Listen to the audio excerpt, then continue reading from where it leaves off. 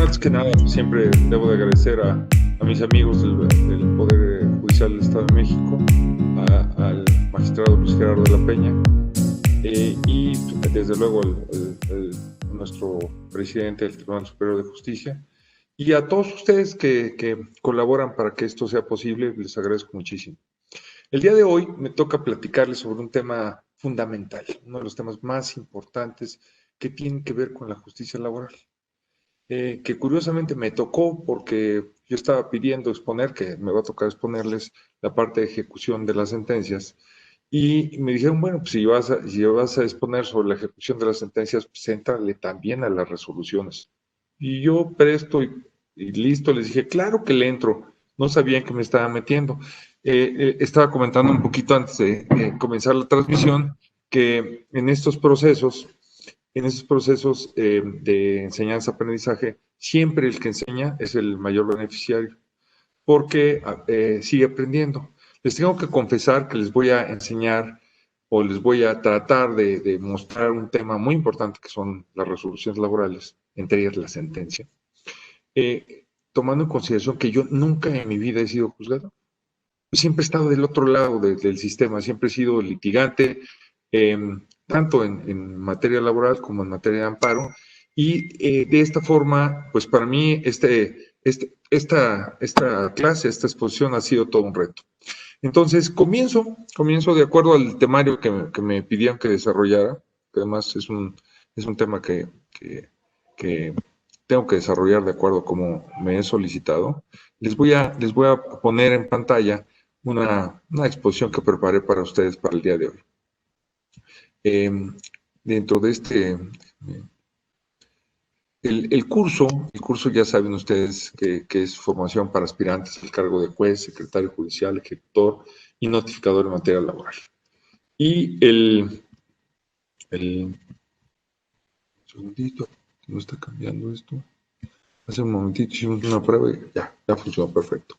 El tema que me corresponde exponer con ustedes son las resoluciones laborales. ¿Sí? Aquí están mis datos para cualquier tema que quieran comentar conmigo con posibilidad a que reciban este material. Los puntos que vamos a tratar de desarrollar en esta ocasión es el concepto de resolución, cómo se clasifican, lo que son las sentencias, antes laudos, ¿verdad?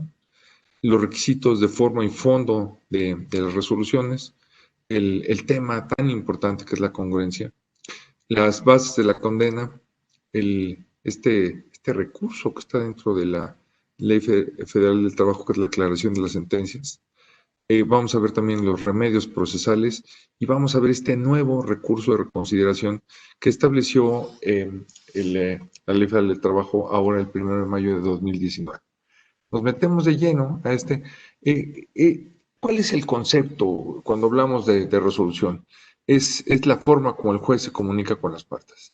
En alguna ocasión me tocó estar en la FES Acatlán en un evento en el que nos visitó el ahora ministro en retiro, todavía en funciones, Cosío, y parte de lo que nos decía es que lo que le hacemos nosotros a los juzgadores son preguntas y que las respuestas a esas preguntas son sus resoluciones. Y cuando hablamos de resolución, estamos ante un término que se denomina polisémico, que tiene muchos sentidos, muchos vocablos. Y la forma de entender la resolución existe principalmente dos grandes formas. Primero, la primera resolución como un documento. Se hace referencia al conjunto de enunciados normativos que expide un órgano jurisdiccional. Y el segundo concepto es como una resolución, como un acto procesal. Un acto procesal es fundamentalmente un hecho jurídico voluntario practicado dentro del proceso con eficacia para el mismo. Dado que es realizado por un órgano juzgador, se trata de un acto procesal del juez. Aquí hablamos de juez, pero también podría tratarse de algún árbitro o de alguna resolución administrativa de la administración pública. No todo acto del juez es en esencia una resolución. El juez puede realizar otros tipos de actos. Cuando estudiamos la teoría general del acto administrativo con Gabino Fraga, nos explicaba todos los diferentes actos que las diferentes autoridades pueden realizar. Sí, la misma autoridad jurisdiccional o la autoridad legislativa o la autoridad administrativa, ¿cómo puede realizar actos materialmente legislativos, administrativos y jurisdiccionales?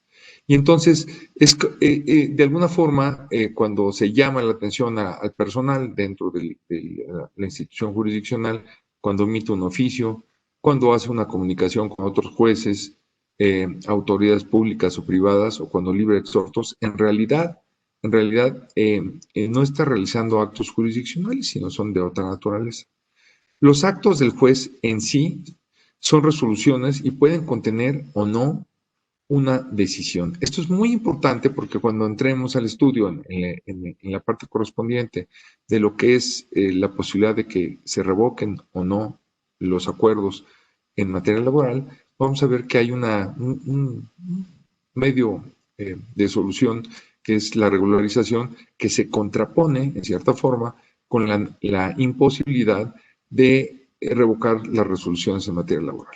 Y esta parte, donde si existe o no una decisión, es muy importante para saber si se trata o no de un acuerdo mero trámite o un acuerdo que, aunque sea de trámite, implica una resolución. Entonces, a partir de esta diferenciación, podemos clasificar las resoluciones de acto en dos tipos. Resoluciones sin contenido decisorio, ¿no? Y resoluciones que sí tienen un contenido decisorio. ¿A qué se alude cuando mencionamos contenido decisorio? Que cuando un juez, mediante una resolución procesal, da respuesta a lo que las partes les piden, como nos decía el ministro Cosío, salvo aquellos casos donde también actúa de oficio, ¿sí? No obstante, todos los pedidos, no todas las peticiones son iguales. Hay peticiones que importan una decisión. Sin perjuicio de lo que se dirá más adelante, hablaremos aquí de decisión en sentido estricto. Esto es un juicio que resuelve una cuestión cualquiera. ¿Sí? Una cuestión es cualquier punto de hecho o de derecho que surja a lo largo del procedimiento. Se puede apreciar una diferencia entre el acto que impulsa el proceso y el acto que decide al interior del proceso y el acto que pone fin al proceso. Fíjense, las tres partes. Acto que impulsa el proceso, acto que decide al interior del proceso y el acto que pone al fin al proceso. El acto que impulsa se diferencia de los actos que deciden algo, ya sea al interior del proceso, ya sea poniéndole fin. Así, los dos últimos actos sí implican algo que resuelve una decisión. El primero de los actos, pues no. Así tenemos, desde este punto de vista, tres figuras que no deben de confundirse: resolución documento, resolución acto y decisión. ¿Sí? Las resoluciones acto están contenidas en la resolución documento, mientras que la decisión, entendida como juicio, puede componer o no la resolución, dado que puede no tener contenido decisorio. El concepto, el juicio que resuelve una cuestión puede ser de procedencia o de mérito. Estas son clasificaciones estrictamente procesales, no existe una definición en nuestra Ley Federal del Trabajo. Aquí acudí básicamente a informarme sobre procesalistas que estudian estas cuestiones con cierto calado. Dice que el juicio de procedencia es cuando consiste en un examen de los requisitos del pedido, mientras que el juicio de mérito consiste en un examen respecto al contenido del pedido, en el que se puede dar o no la razón a la parte que pide. El juicio de procedencia puede ser positivo o negativo. ¿Cómo se clasifican en materia de trabajo las resoluciones?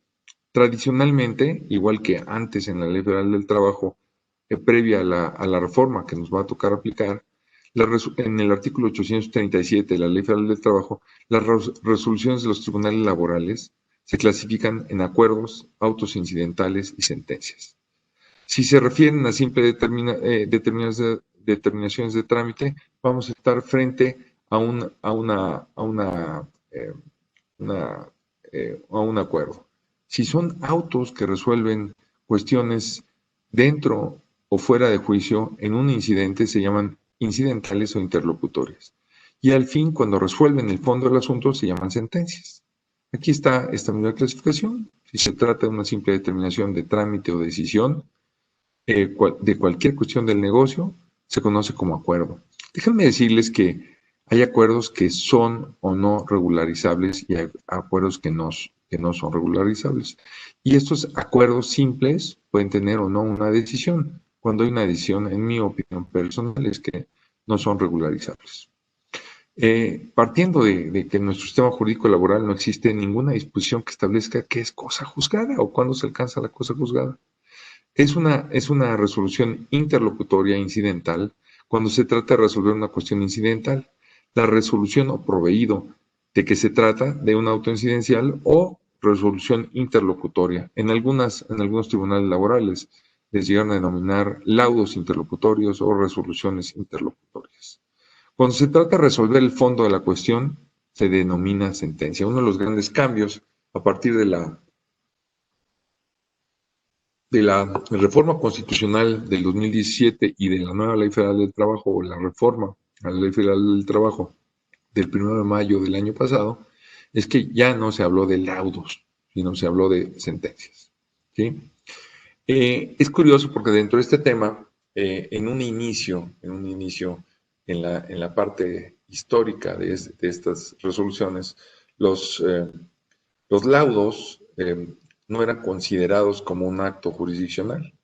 En los inicios se les consideraba como un acto que requería la participación de una autoridad jurisdiccional adicional para cumplirlos, como sucede en el juicio arbitral. Y esa parte históricamente se adoptó hasta que mucho tiempo después, en la reforma procesal de 80 y en varias interpretaciones de la Suprema Corte de Justicia de la Nación, se consideró que los laudos eran propiamente sentencias. Así que, en realidad, en el fondo, en la actualidad, el cambio semántico de laudo a sentencia pues, no tiene mayor profundidad porque en ambos casos se trataba de una sentencia. O sea, para efectos modernos, el cambio semántico no le da ningún cambio a la forma de decidir en el fondo a los asuntos laborales. Dentro del proceso laboral siempre ha existido, ahora les voy a platicar del plazo para dictar las resoluciones tan importante en materia de trabajo. Uno de los grandes problemas de la justicia laboral ha sido su rezago.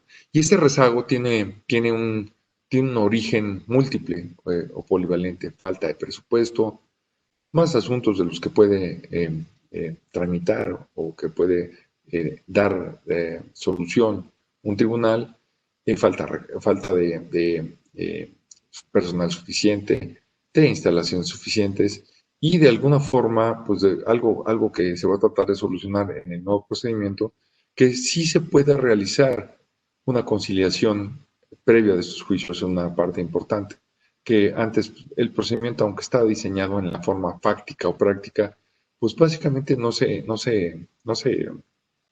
cumplía con este propósito de evitar los juicios. Y vamos a ver si ahora el nuevo sistema va a lograr eso para evitar el rezago. Entonces, el plazo para dictar las resoluciones es un tema trascendente en materia de trabajo. Sí, siempre ha habido el deseo permanente de la celeridad. Lo que en teoría ha conducido en materia de trabajo a tratar de concentrar sus etapas en el menor número de diligencias posibles. Aunque estamos conscientes que las 9 vistas dentro del procedimiento ordinario actual no son muy congruentes con este propósito. Al hacer estas referencias de resoluciones de trámite, nuestra Ley Federal del Trabajo establece términos perentorios para el trámite de los juicios. De alguna forma, nuestro actual sistema jurídico, el artículo 838 de la Ley Federal del Trabajo, dice que los proveídos relacionados con una diligencia se dictarán en el acto. En pocas palabras, cuando finaliza la audiencia, se tienen que dictar las resoluciones de sus proveídos. Si se trata de promociones por escrito, es distinto, ya no estoy dentro de una audiencia, dentro de una diligencia. En esos casos, el plazo que se establece es de 48 horas. Es el mismo plazo que se establecía anteriormente. Estoy hablando desde la Ley Federal del Trabajo 1980, este plazo siempre ha existido. El tema es que nunca se ha cumplido. ¿Sí? No se ha cumplido por diferentes razones. ¿Qué sucede? cuando cualquiera de las partes, mediante una comparecencia, que no es una diligencia, hace una solicitud a la Junta. Esto era de alguna forma aceptado en la práctica común ante las Juntas de Conciliación y Arbitraje. ¿Qué hacían? Pues pedía el apoderado de alguna de las partes el expediente y sobre alguna hoja adicional o sobre las mismas fojas que estaban ya cosidas en el expediente, comparecía de puño y letra y hacía sus peticiones. Esto con fundamento en lo dispuesto por el artículo, si mal no recuerdo, déjame nada más corroborarlo, 693 de la Ley Federal del Trabajo, que establece que en materia de trabajo, el artículo 687 de la Ley Federal del Trabajo dice que en las comparecencias, o sea que habla de la posibilidad de que haya una comparecencia, ¿sí? Escritos, promociones y alegaciones, no se exigirá forma determinada, pero las partes deberán precisar los puntos petitorios. Entonces, en esta virtud, cuando alguna parte comparece fuera de una diligencia y no mediante un escrito, la ley no menciona si se deben aplicar las mismas reglas, pero siguiente la analogía que establece el artículo 17 de la Ley Federal del Trabajo, debe estimarse que también el plazo para que acuerde un tribunal laboral será de 48 horas. ¿Sí? Al establecer el artículo 838, las 48 horas siguientes, en realidad no precisa si se trata de días naturales o días hábiles. En versiones anteriores de la Ley Federal del Trabajo siempre se consideró que se refería a días hábiles. Desde hoy, en la reforma procesal del 1 de mayo del 2019, por primera ocasión existe una solución legal expresa a esta problemática. Dice el artículo en la tercero de la Ley Federal del Trabajo, tercero ter, que para efectos de esta ley se entenderá como día a la referencia del día hábil, salvo que expresamente se mencione que sea natural. Entonces, es curioso porque la ley utiliza la palabra o la frase resolver de plano, como por ejemplo lo establecen los artículos 763, 765, lo que significa resolver de inmediato. Pero en esos casos ha sido utilizado por las juntas, esperamos que no suceda ahora en el Poder Judicial, aunque en algunas ocasiones probablemente será necesario, el acuerdo de reserva. ¿Qué sucedía cuando yo no tenía tiempo, cuando tenía más expedientes que los que podía acordar, cuando estaba atiborrado de trabajo, cuando tenía que estudiar el expediente o a lo mejor el planteamiento de las pruebas, o si eran muy, ¿cómo se llama?, voluminoso, o si era de técnica difícil, para de alguna forma hacer un mejor estudio o un estudio más detenido, las juntas y permitían que se reservara. Hoy en día dice que inmediato, ¿no? A mí mi abuelito cuando me decía ahorita significaba ahorita, no al rato o después, pero bueno. Aquí sabemos que gran parte de la problemática de la justicia laboral hasta este momento ha sido que están los juzgadores y las juntas de conciliación y arbitraje rebasadas con el número de juicio que tienen. Una de las partes escandalosas es que curiosamente ahora que hubo el cambio constitucional y que se les pide que no dicten resoluciones con posterioridad o que no tramiten juicio con posterioridad de la entrada de operación, les van a tocar todos los juicios que vienen de esta pandemia. Entonces, si teníamos problemas de rezago, imagínense lo que viene, ¿no? 1 millón o casi 1 millón de juicios pendientes sin el interés estatal para que se resuelvan, ¿no? A diferencia del Poder Judicial que tengo la impresión de que le va a echar todas las ganas en la parte presupuestal. Dice que a pesar de lo que expresamente señala el artículo 838, el juez no siempre debe de esperar la conclusión de las diligencias para resolver algunas cuestiones que se vayan presentando, como por ejemplo cuando califica posiciones o las preguntas formuladas por las partes en los desahogos de pruebas.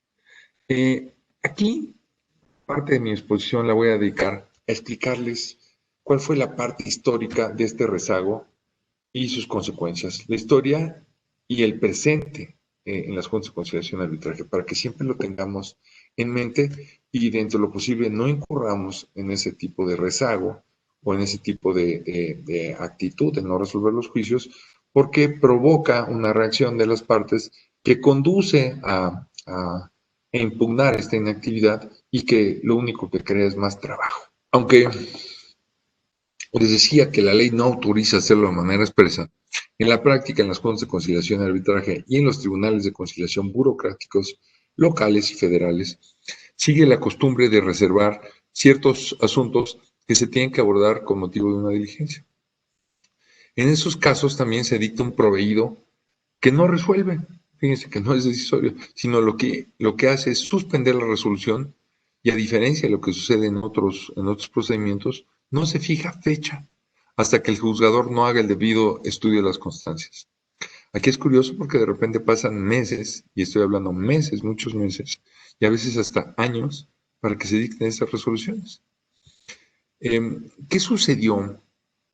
¿Qué sucedió en nuestra jurisprudencia? En el 2001, la segunda sala de la Suprema Corte de Justicia de la Nación dictó una ejecutoria que dice en su rubro, pruebas en el procedimiento laboral, el auto que, sin paralizar el procedimiento, reserva acordar su admisión y su eventual desahogo, no constituye una violación procesal de imposible reparación.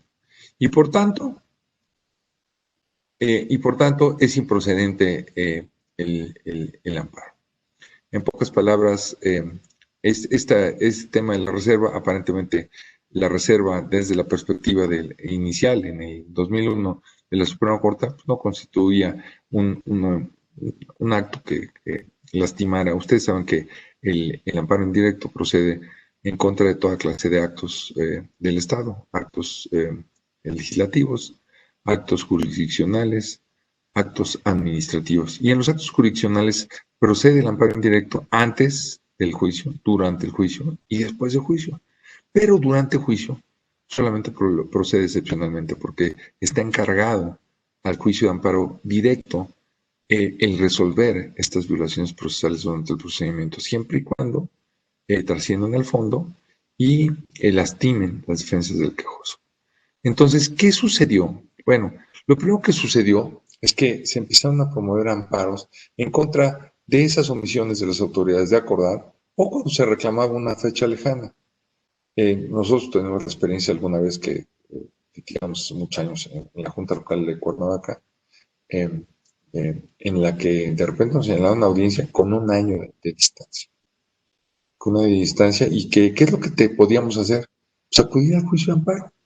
Íbamos ante un juez de distrito, le decíamos al juez de distrito, oye, la Junta, fíjate que me señaló una audiencia y la ley dice que 48 horas y dice que el desahogo de las pruebas no pueden durar más de 10 días y que máximo 30 días. Y mira, tomó un año completo para señalar.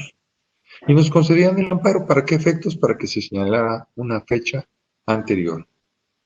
Rara vez el juez de distrito precisaba la anterioridad o el señalamiento más cercano a esta fecha. ¿Y qué hacían las juntas responsables? Pues adivinen qué, señalaban una fecha un día antes de la audiencia señalada y llegábamos el día de la audiencia y adivinen qué, no estaba notificado. Así las cosas.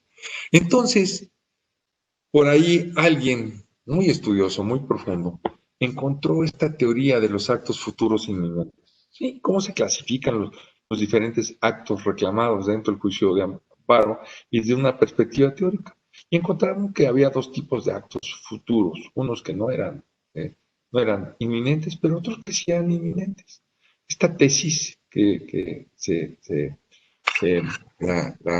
la segunda sala, la 44-2007, fue una tesis muy interesante, porque en su momento lo que hizo fue admitir que se pidiera amparo en contra de actos que aún no se habían realizado. Siguiendo la teoría del dominó, si tú me afectaste un plazo en la tramitación de mi juicio, consecuentemente ya me afectaste todos. Entonces, ¿qué hacían las partes litigantes en ese momento? Pues señalaban como actos reclamados no solamente el acto en el que el procedimiento se había violado. Por ejemplo, podría yo presentar una demanda que decía la ley que tenía que acordarse dentro de las 24 horas, señalar una audiencia dentro de los 15 días y notificarla con 10 días de anticipación. Y resulta que me señalaba una audiencia para dentro de 6 meses. Oigan, y no me había afectado inmediatamente todas las demás etapas del procedimiento. Pues sí. Decía esta tesis que las dilaciones o omisiones subsecuentes a las reclamadas no eran actos futuros de realización incierta, sino se trataba de actos inminentes, porque al producirse momento a momento, una vez sobrevenida la tardanza o omisión en la tramitación del juicio, era ineludible que también ocasionaba la violación de los plazos futuros. Así de alguna forma, lo señaló la Junta. Y también estableció que los principios que integraban el derecho subjetivo de acceso efectivo a la justicia estaban obligadas todas las autoridades a realizar actos que materialmente se cumplieran con estos principios. Sí, en la tesis, en este caso de la segunda sala, en la 50 del 2002, dijo que el derecho humano de acceso a la impartición de justicia consagraba en favor de los gobernados los siguientes principios.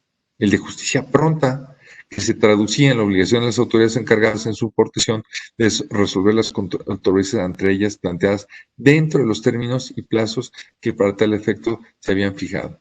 La justicia completa, que consiste en que la autoridad que conoce el asunto emite pronunciamiento respecto de todos y cada uno de los aspectos debatidos, cuyo estudio sea necesario y garantice al gobernado la obtención de la justicia. Y que esta resolución, mediante la aplicación de la ley de caso concreto, se resuelva si asiste o no la razón sobre los derechos que le garanticen la tutela jurisdiccional que ha solicitado. Desde luego, la justicia imparcial, ¿no? Que significa que el juzgador emite una resolución no solamente apegada a derechos, sino fundamentalmente que no dé lugar a que se considere que hubo favoritismo de alguna de las partes o arbitrariedad en su sentido. Y que la justicia sea gratuita, que estriba en que los órganos del Estado encargados de su impartición, así como los servidores públicos a quienes se les encomienda esta función, no cobrarían a las partes en conflicto la administración o la impartición de justicia. Dice que el derecho humano de acceso a la justicia tiene inicialmente la obligación consistente en que las autoridades encargadas de aplicarla lo hagan de manera pronta, completa, gratuita e imparcial. Y entonces, ¿qué sucedió? Se dictó esta jurisprudencia muy interesante, la 45-2007, que decía que la garantía de impartición de justicia pronta, sus efectos debían comprender no solamente las omisiones y dilaciones de tramitar un juicio laboral dentro de los plazos y términos señalados en la demanda, sino también las acciones subsecuentes. ¿Sí? ¿Qué sucedió?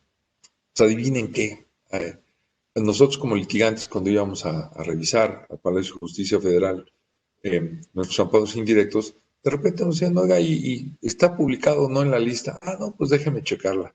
Y íbamos a ver las listas de estos juzgados de distrito en materia de trabajo especializados del primer circuito y nos encontrábamos que de repente tenían días en los que había más de 400 acuerdos.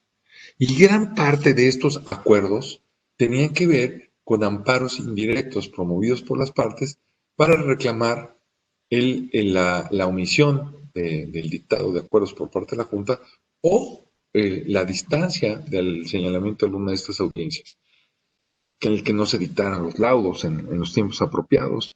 Y entonces, ¿qué sucedió? Que esta ineficacia de las juntas de conciliación de arbitraje, que yo atribuyo principalmente a la falta de administración del Estado, estoy hablando del Poder Legislativo, el Poder Ejecutivo, de los presupuestos adecuados para que cumplieran con su propósito, dentro de muchos otros factores, pero el principal considero ese, pues resultó que este rezago que estaban teniendo las juntas de conciliación de arbitraje fue motivo de preocupación del Poder Judicial.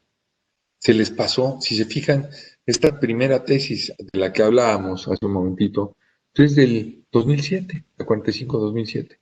Ya para el 2013 esto era una locura.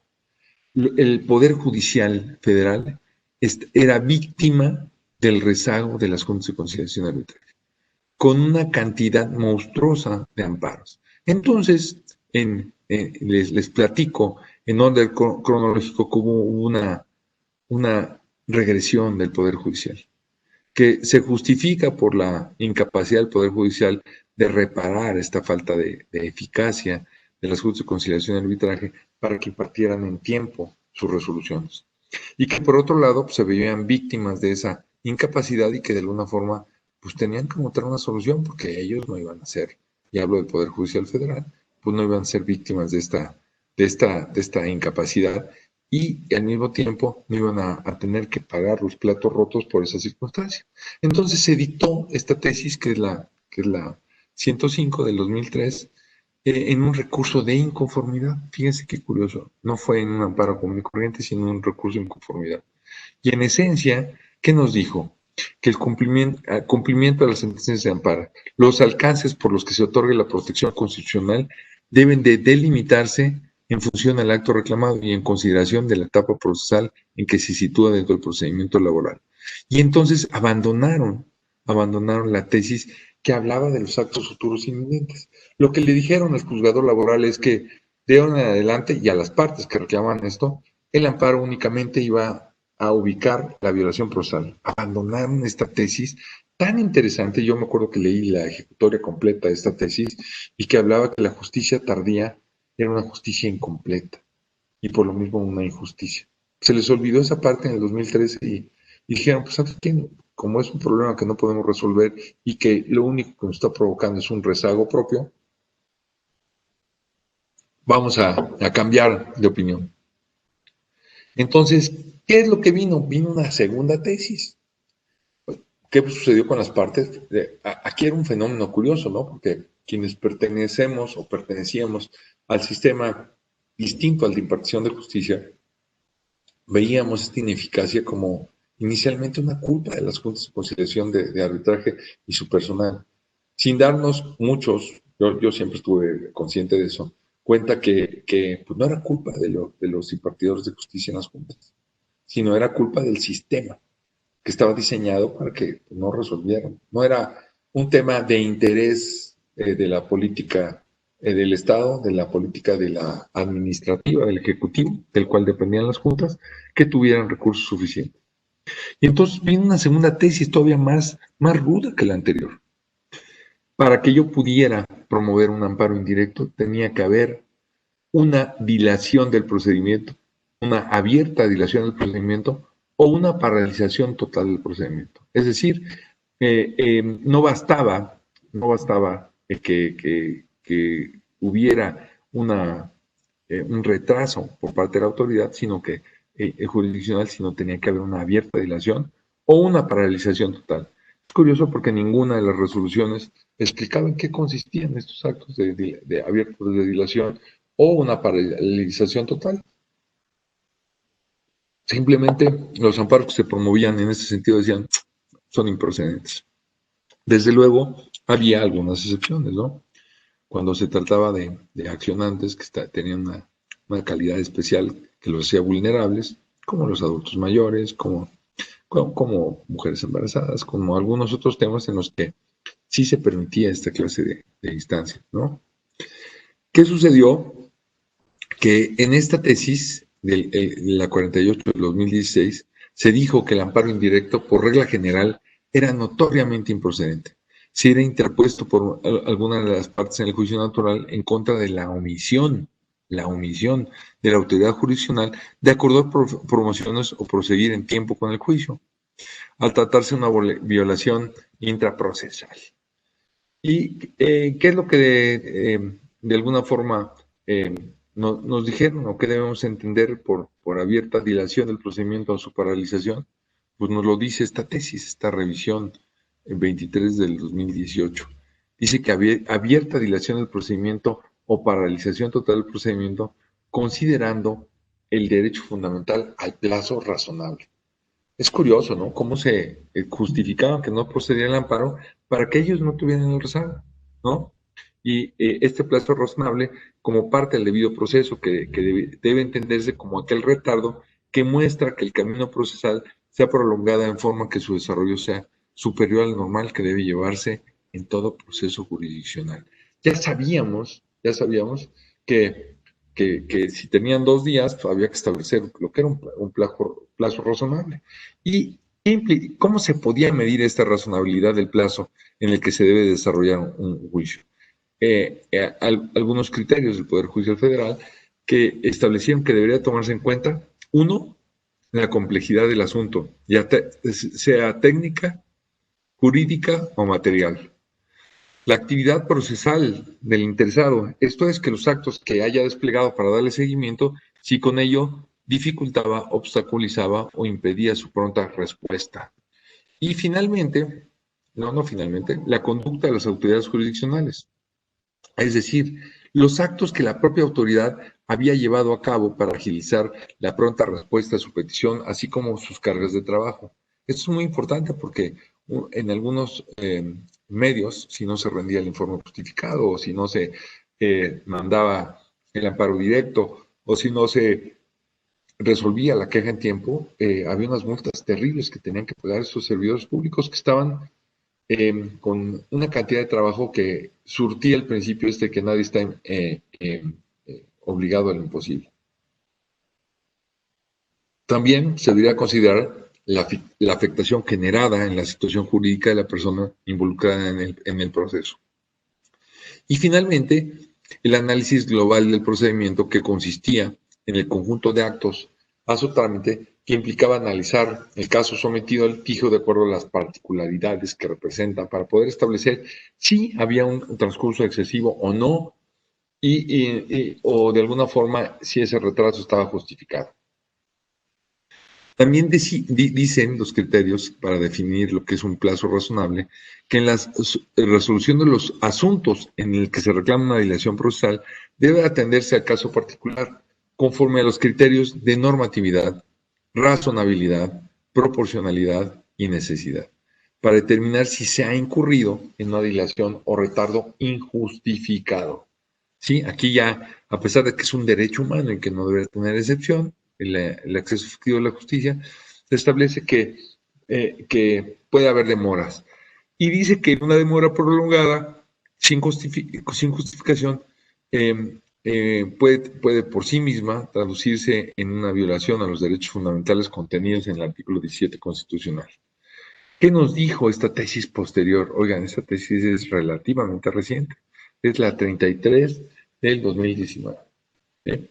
Nos dice que el amparo directo contra las dilaciones presuntamente excesivas por las juntas en el dictado de proveídos, laudos o en la realización de cualquier otra diligencia, si transcurren más de 45 días naturales desde la fecha en la que concluyó el plazo en que legalmente debían pronunciarse o diligenciarse los actos procesales respectivos, se configura.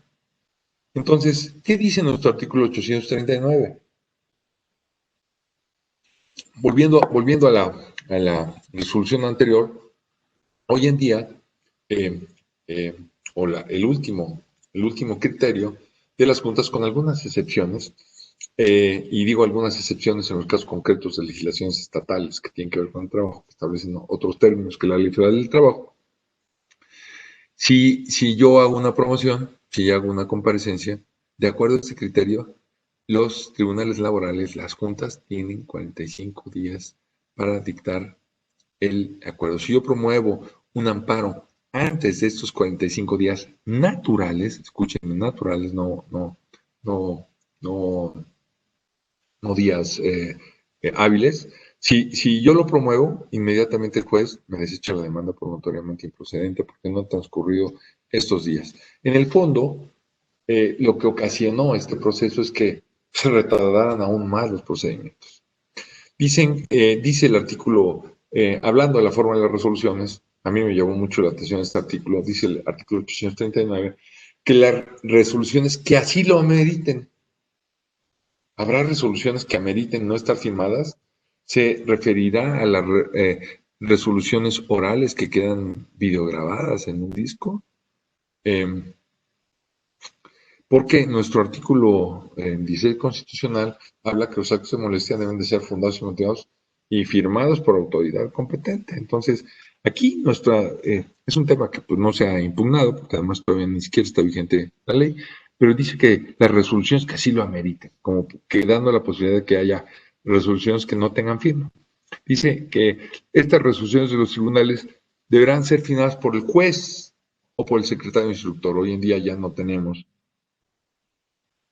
esa estructura tripartita que antes existía en las juntas y que daba cierta complejidad a que el proceso prosperara, porque precisamente se requería la firma de los representantes y después, por algunas razones de ineficacia, de rezago y otras más, pues no se firmaban, entonces pues no había propulsión o no había seguimiento del procedimiento. Y dice que se tienen que firmar el día que se emita. Dice esta tesis, que es una tesis relativamente vieja, pero que se refiere a los laudos, pero que habla de la famosa firma, decía que la falta de firma de alguno de los integrantes del Tribunal de Trabajo, cuando funciona en junta especial o en sala, o del secretario que autoriza y da fe, conduce a declarar de oficio su nulidad, conceder el amparo para que sea subsanada tal omisión, independientemente de quien promueva la demanda de amparo. También en esta tesis, que es la 54 de la décima época, la tesis del Tribunal Colegiado, dice que el acta de discusión y votación del procedimiento laboral, la falta de firma de algunos integrantes del Tribunal de Trabajo del secretario que autoriza, no da lugar a analizarla de oficio en el juicio de amparo cuando el quejoso, siendo el patrón, no formula un concepto de violación. Pero si el trabajador, sí se resolvía de oficio. Y entonces se realizaba el procedimiento para que esto ocurriera, para que se firmara. ¿Qué sucede cuando se promueve un amparo adhesivo? Y faltaba la firma, en este caso, en el laudo de alguno de los integrantes de la Junta, o del secretario que autoriza y daba fe. Solamente constituía una violación formal, ¿sí? Que se tendría que atender en el amparo principal. Si el demandado en el amparo adhesivo no hacía un concepto de violación al respecto y se resolvía el amparo en lo principal, esto no se traducía en una violación postal. ¿Qué sucedió con las sentencias? Déjenme decirle que originalmente las juntas de conciliación no provienen de nuestra Constitución de 17, sino más bien los antecedentes principales son Nueva Zelanda, en el siglo XIX, a final del siglo XIX, estas huelgas generales que se dieron ahí, y que terminaron resolviéndose por unas instancias que se llamaron Conciliation and Arbitration Boards, que traducidas textualmente se llaman Juntas de Conciliación Arbitraje. El general Salvador Alvarado, en Yucatán, introdujo en las leyes locales del trabajo unas comisiones de conciliación y arbitraje para que se dirimieran las controversias sobre patronales. ¿Sí? Y es hasta 1924 que la Suprema Corte de Justicia de la Nación, en un nuevo análisis, se retracta y dice en la ejecutoria de la corona del 1 de febrero de 24 que sí pueden resolver con imperio asuntos de trabajo. Entonces, ¿qué sucede? ¿Qué sucede en la práctica? Que antes de estas fechas, antes de esta ejecutoria de la corona, las resoluciones de las juntas de conciliación y arbitraje no se consideraban de alguna forma sentencias o que pudieran tener ejecución. ¿Qué sucedió en esta famosísima sentencia de la corona? Que superó el criterio que las juntas no podían impartir justicia y afirmó que en una debida interpretación de las fracciones 20 y 21 del 120 constitucional sí obligaban y sí era posible y era conveniente hacerlo para no provocar juicios excesivamente largos que no solamente podía resolver conflictos individuales, sino además cualquier otro conflicto y cumplirlo. ¿Sí? ¿Qué sucede con estas leyes del trabajo que de alguna forma se promulgan después de la Constitución de 1917? Pues el general Carranza sí emitió una ley. Fíjense qué curioso, ¿no? Un general expidió una ley, o sea, no el Congreso, ¿no? De alguna forma, tomando en cuenta la insuficiencia de la ley del trabajo de Carranza, el 9 de marzo de 1926 promulga el reglamento de las juntas de conciliación y arbitraje en el Distrito Federal y en este texto aparecen con mayor detalle muchas de las cosas que actualmente conserva nuestra Ley Federal del Trabajo. La parte curiosa es que en esa época, don Plutarco Elías Calles funcionaba como una especie de Führer de Macuspana. ¿Ustedes creen que se preocupaba eh, por ser incompetente de acuerdo a la Constitución para expedir leyes en materia de trabajo? Ya ven que era el jefe máximo. Entonces, hoy en día aparecen algunas de las formas en las que las juntas actualmente están organizadas y que desde luego pues, están cambiando para este nuevo sistema, ¿no? En este reglamento se aborda la organización de las juntas, su competencia, los procedimientos de conciliación y arbitraje, disposiciones preliminares de conciliación ante las juntas municipales y centrales para resolver en un procedimiento sumarísimo, tal como estaba en la ley reglamentada, con demanda, contestación, ofrecimiento de pruebas y desahogo de pruebas en 3 días y laudo en las siguientes 24 horas. Fíjense qué interesante. Esta legislación de este reglamento de don Plutarco Elías Calles significaba ni más ni menos un procedimiento, de todo el procedimiento laboral, de 4 días. En algunos ejercicios que hizo el magistrado Arturo Mercado y que hicieron el doctor Tena sobre la duración de un juicio ordinario en materia de trabajo antes de la reforma, decían que la duración máxima de un juicio laboral era entre 62 y 64 días, incluyendo incidentes, cuando en la práctica de repente se empezaron a tardar años, 4, 5 años. ¿Sí? En este reglamento que expide don Plutarco, aparece esta fórmula tan interesante que dice que los laudos se deben de dictar a verdad sabida sin necesidad de sujetarse a reglas sobre estimación de pruebas, sino apreciando los hechos según los miembros de la Junta lo perciban. De todas las resoluciones laborales, la más importante es sin duda lo que hoy recibe el nombre de sentencia, antes laudo, y que se trata de una sentencia definitiva, aunque nuestra ley no hable del concepto de cosa juzgada. ¿Cuáles son los requisitos de forma de una sentencia? Pues prácticamente, salvo algunos pequeños cambios que vamos a observar, el artículo 840 de la Ley Federal del Trabajo sigue diciendo que es el lugar y fecha, el tribunal que lo pronuncia, antes decía junta, nombre y domicilio de las partes y sus representantes.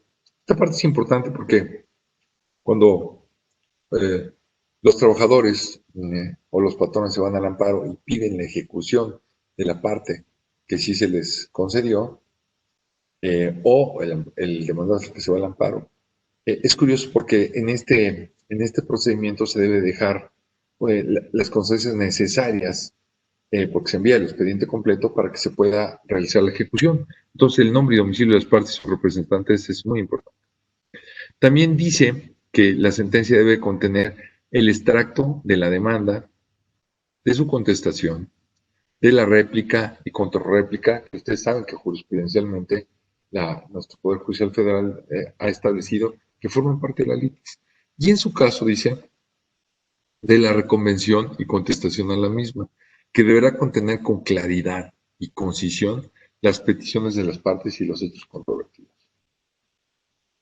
También la enumeración de las pruebas admitidas y desahogadas y su apreciación en conciencia, señalando los hechos que deben de considerarse probadas.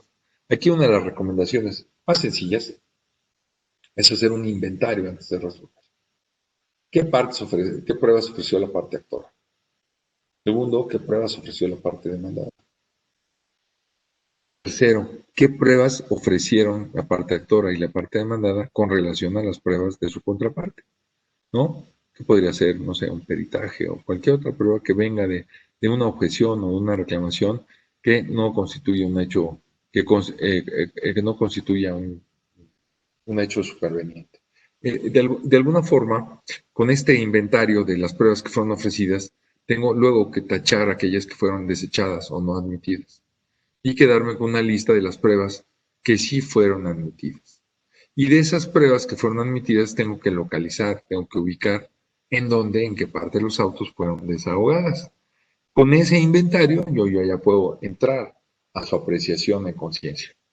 Dice nuestra Ley Federal del Trabajo que debe de contener un extracto de los alegatos. Vamos a ver que en la práctica casi nunca se cumple con esta hipótesis, y la razón principal de ellos, vamos a aprender, es que el propio Poder Judicial Federal dice que no importa, ¿no? Que no se traduce una violación procesal. Las razones legales o de equidad, la jurisprudencia y la doctrina que le sirvan de fundamento. Eso es fundamental y motivable. Si yo no tengo estas razones legales y de equidad, pues básicamente no estoy resolviendo. Y desde luego los puntos resolutivos. Déjenme decirles que, como les platicaba, tuve el privilegio de ser alguna vez parte del auditorio de una visita que nos hizo a la FES Acatlán el ministro Cosío, el ministro de Retiro Cosío. Y una de las cosas que nos platicó en esa época es sobre la necesidad de simplificar las sentencias en su materia, en la materia de amparo. Porque en materia de amparo se cometían unas salvajadas de extensión de las sentencias innecesarias. Y él decía que hay dos partes de la sentencia muy importantes, que es de la obiter dicta y la ratio decidendi. La obiter dicta es toda la envoltura esta de los antecedentes, de qué sucedió en cada acto procesal, ¿sí? El recuento de los hechos.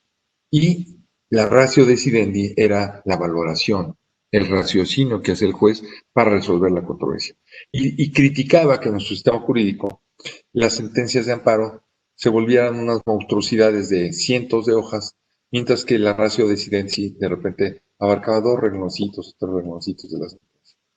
A diferencia de lo que sucedía o lo que sucede en el sistema anglosajón, en el que había un estudio integral de toda la sentencia, y una de las partes más importantes y que abarcaba una parte importantísima del documento de resolución era la ratio decidendi. Y explicaba que la parte histórica de esta extensión de las sentencias de amparo, tanto del pleno como de la segunda sala, como de la primera sala, como de los tribunales colegiados, es que hubieron algunos proyectistas que no eran muy honestos con sus ministros. Y en la parte de recabar la información y de poner los antecedentes, inventaban cosas. Entonces, por ahí llegó un ministro con un poquito más de tablas, se dio cuenta de que estos señores proyectistas no estaban haciendo bien su trabajo. ¿Y qué les exigió? Quiero todo. El ministro Cosío decía que esta parte pues ya no era práctica, de alguna forma tenía que abordarse de una forma distinta, ¿no? Tenían que hacerse más ágiles y sobre todo más razonadas las resoluciones, ¿sí? ¿Qué pasa con los alegatos? Les explicaba hace un momento que los alegatos, la omisión del extracto o referencia a los dos, a ambos, a esos argumentos, es intrascendente. Y dice la Suprema Corte de Justicia de la Nación que esa omisión no trasciende al resultado de la resolución, ya que los alegatos no son otra cosa que las manifestaciones que las partes efectúen con relación a sus pretensiones, tanto a su reclamación como a su defensa. Entonces, ¿qué es lo que sucedió? Pues que hoy en día en la práctica son pocos los litigantes que producen alegatos, porque en muchas ocasiones ni los leen, y en muchas ocasiones los litigantes tampoco saben formular alegatos. Entonces también es una razón de peso para que muchas veces los juzgadores consideren que no es necesario abordar o estudiar los alegatos. En la praxis, elaborar los alegatos significa hacer un juicio muy importante de valor y un atajo para el juzgador. Si yo hago verdaderamente bien mi tarea, le puedo dar luces al juzgador para que se inspire en una resolución apegada a mis pretensiones. O sea que la recomendación es que sí se hagan, ¿no? Y que se hagan de una manera profesional, de una manera asertiva, ¿no? Las sentencias, uno de los temas importantísimos son los artículos 841 y 842 de la Ley Federal del Trabajo, que dicen, fíjense qué curioso, lo traemos desde la época de don Plutarco Elías Calles, que las sentencias, ustedes saben que gran parte de este alejamiento de la justicia procesal civil tenía que ver con la sensación y con la percepción de que estas sentencias civiles en materia de trabajo eran injustas porque se basaban en unas interpretaciones y formalismos estrictos que no eran aplicables en materia de trabajo y de alguna forma ocasionaban que pues no hubiera una justicia apropiada, una justicia loable en los temas de trabajo. Entonces, gran parte de la reacción de esa época fue evitar que los juzgadores con un perfil civil o mercantil o del fuero común resolvieran cuestiones laborales. Entonces, gran parte de ese alejamiento a esa forma estricta de dictar las sentencias fue el contenido de este artículo 841. Dice que las sentencias se dictarán a verdad sabida y buena fe guardada, apreciando los hechos en conciencia, sin necesidad de sujetarse a reglas o formulismos sobre la estimación de las pruebas. Ustedes saben que hoy en día, en los laudos y en muchas sentencias, se siguen manejando como un paradigma esta triple estructura de resultandos, considerandos y puntos resolutivos. Sin embargo, aquí lo que está diciendo es que lo que tiene que ser es una explicación coherente de cómo responde a las preguntas que le hicieron las partes.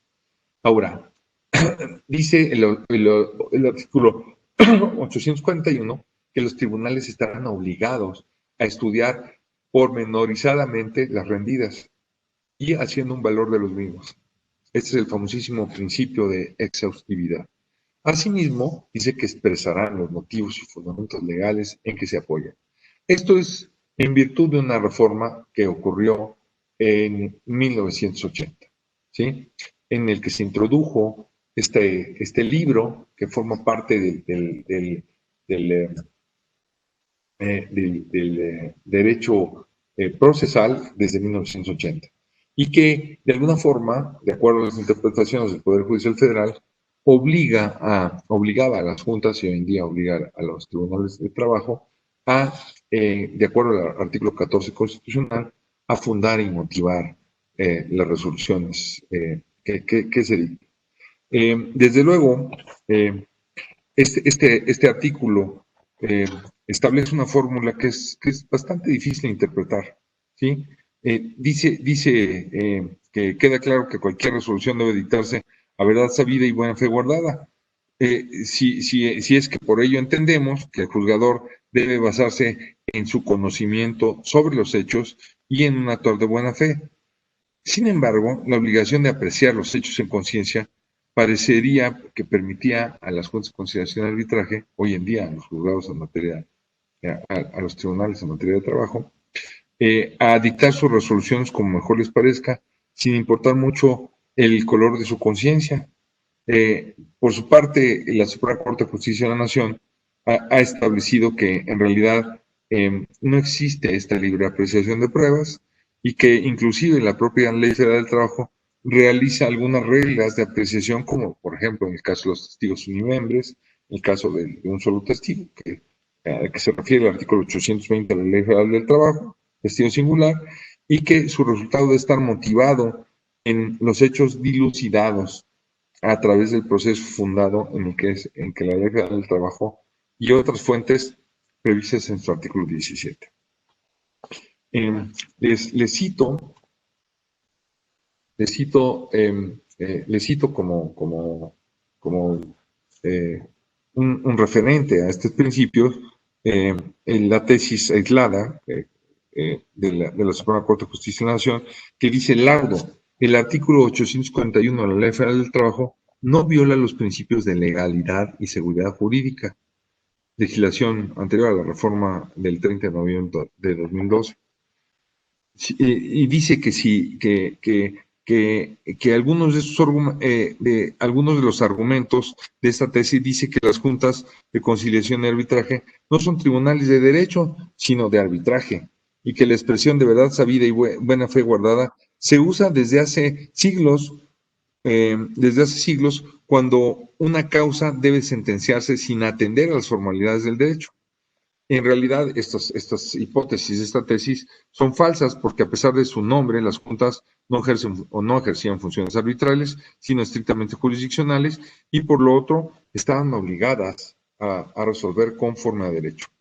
De alguna forma, esta tesis pues es una tesis que pues, no le recomiendo abordar porque en su momento, pues como que no se dieron cuenta de lo que estaban diciendo los señores ministros. El registro es 2.004.017. De todas maneras, después se las proporciono como material adicional. También el tema de valoración de las pruebas, dice que nuestra Suprema Corte de Justicia de la Nación, en la tesis 134 del 2010, que en las pruebas en el juicio laboral, en su valoración, es inaplicable el principio indubio pro operario, que debe de alguna forma que la apreciación es determinar la veracidad de los hechos narrados en el juicio, y esto no puede estar sujeto más que a reglas de la lógica y del raciocinio. También sobre la existencia de la relación de trabajo y respecto a la evaluación de las pruebas, dice que la confesional ficta no desvirtuada con pruebas en contrario, ya sabemos que la confesional ficta permite pruebas en contrario, sí se puede acreditar la relación de trabajo. También existen algunas tesis en el sentido que las cartas de recomendación, cuando en ellas el demandado reconoce la existencia de una relación de trabajo, constituyen pruebas aptas para acreditar el contrato de trabajo. Y que es un tema casuístico que había que entrar a cada uno de los casos que tienen que ver sobre los puntos que se va a resolver, pero que de alguna forma es muy profusa y que pues, hay que asistir a cada uno de estos temas. En el tema de las renuncias verbales, dice la jurisprudencia que si bien es cierto la prueba testimonial es válida para acreditar la terminación voluntaria de la relación de trabajo, tiene que estar adminiculada con otras pruebas, y que si no es así, pues no tiene eficacia probatoria. Esto lo establece la tesis de la cuarta sala, la 36 de 1994, vigente, y es el número de registro 207.685. También en el tema de acreditar la subsistencia de la relación de trabajo entre el día que el patrón afirma y se produjo la renuncia y el posterior en el que el trabajador dice que acredita el despido, es muy interesante porque aquí dice la Suprema Corte de Justicia de la Nación que en ese caso corresponde al trabajador. Y por otro lado, dice que el patrón es el que debe de acreditar la subsistencia de la relación de trabajo entre el día en que afirma ocurrió el despido y el posterior en el que se dice que se produjo la renuncia. Déjenme decirles que el recibo, el criterio de nuestra Suprema Corte de Justicia de la Nación, en la tesis 89 de 2012, respecto al recibo finiquito anexo a la renuncia, dice que es idóneo para acreditar la continuidad de la relación de trabajo entre el día en que el trabajador dijo despedido y el posterior en el que el patrón manifestó que aquel renunció. Estos temas de la renuncia parten de una creencia que en muchas ocasiones estos documentos son obtenidos de una manera abusiva por la parte patronal al inicio de la relación, o con documentos trucos, o condicionando la contratación. Entonces, muchas veces estas tesis se basan o toman en consideración esas circunstancias para exigir mayores requisitos para acreditar la terminación de la relación de trabajo con una renuncia. Es interesantísimo porque en general, la tesis 58 de 2003 de la segunda sala estableció que en materia de ofrecimiento del trabajo resultaba inaplicable esa jurisprudencia y que correspondía la carga probatoria en el juicio laboral al patrón a acreditar la subsistencia de la relación de trabajo cuando el demandante, el actor, el trabajador, demandaba reinstalación o su indemnización constitucional por despido, y aquel negaba aduciendo abandono y inasistencias posteriores por parte del trabajador. Y de alguna forma, pues, en pocas palabras, también sobre condiciones de trabajo, la testimonial, sobre la jornada extraordinaria, sobre las horas extras, existen un enorme número de casuístico de resoluciones que cuando se les presenten las tendrán que abordar. Uno de los temas importantísimos que me pidieron que abordara con ustedes es este tema de la carga de la prueba en materia de trabajo, que es el que está ahorita en esta ventana, y que establece que La carga de la prueba en materia de trabajo tiene características propias. Libro obligado para entender esta materia de la carga de la prueba en materia de trabajo es el libro que se denomina así el despido del magistrado, del supermagistrado Alejandro Sosa Ortiz, y que nos lleva de la mano sobre este tema de la teoría general de la carga de la carga de la prueba en materia de trabajo y la obligación de probar. Pero nos dice esta tesis que la carga de la prueba en materia laboral tiene características propias, porque su objeto es garantizar la igualdad procesal del trabajador frente al patrón en juicio, para lo cual impone a los empleadores en mayor medida la obligación de acreditar los hechos en litigio para eximir al trabajador de probar los que son base de su acción, en aquellos casos en los cuales por otros medios, a juicio del tribunal, se puede llegar al conocimiento de tales hechos, que es básicamente lo que establece nuestro artículo 784 de la, de, de la Ley Federal de Trabajo. Dice Michelle Gian Antonio que carga, para distinguir la obligación de carga, la norma jurídica fija una conducta que es necesaria observar. Cuando un sujeto quiere conseguir un resultado relevante, a diferencia de lo que sucede con la obligación, en la carga no hay un sujeto que nos requiera o que nos obligue, que nos exija. Dice, pero a la vez el sujeto es libre de elegir la conducta que mejor le parezca y por consiguiente también eventualmente en su sentido contrario a lo previsto por esa norma. Su inobservancia, sin embargo, no conduce a una sanción jurídica, sino únicamente provoca la no obtención del resultado deseado, generando una situación desventajosa para el sujeto del interés tutelado. Una obligación, en cambio, se caracteriza porque el vínculo impuesto a la voluntad del obligado importa una licitud en cuanto que es una violación de un mandato que no deja al obligado en libertad de elección. De acuerdo a Carneluti, la carga de la prueba es una facultad cuyo ejercicio es necesario para la obtención de un interés. ¿Sí? Dice que la carga de la prueba ha de traducirse en la obligación para el juez de considerar un hecho existente o inexistente, dependiendo que una de las partes le ofrezca o no la demostración de su inexistencia o existencia. Según Bermúdez Cisneros, el concepto de carga de la prueba es una regla de observancia para el juzgador que indicará sentido al resultado con un carácter de sucedáneo de la prueba. La regla de seguir es una regla a seguir por las partes del juicio que les indica cuáles hechos deben de probar si aspiran a obtener una resolución favorable. Según Urbina, descansa en la necesidad de justificar las aseveraciones o hechos o el proceso por propio interés y no por deber. José Ovalle Favela nos dice que es un procesalista, ustedes ya lo conocen, es la situación jurídica en la que se colocan las partes cuando una disposición legal o una determinación judicial debe realizarse de determinada conducta procesal, cuya realización las ubica en una situación jurídica favorable para sus intereses dentro del proceso como expectativa y cuya omisión, por el contrario, las pone en una situación de desventaja o como perspectiva. De manera sencilla o breve, debe afirmarse que consiste en un imperativo del propio interés, pues a diferencia de la obligación, su cumplimiento produce ventajas directas a la parte interesada. Y la falta de realización, si bien configura una situación jurídica desfavorable, no contradice a la imposición de una sanción o a la existencia coactiva de una conducta omitida. Por ejemplo, hablando de ejemplos, carga de la demanda para quien quiera obtener justicia, pues tiene que presentar una demanda.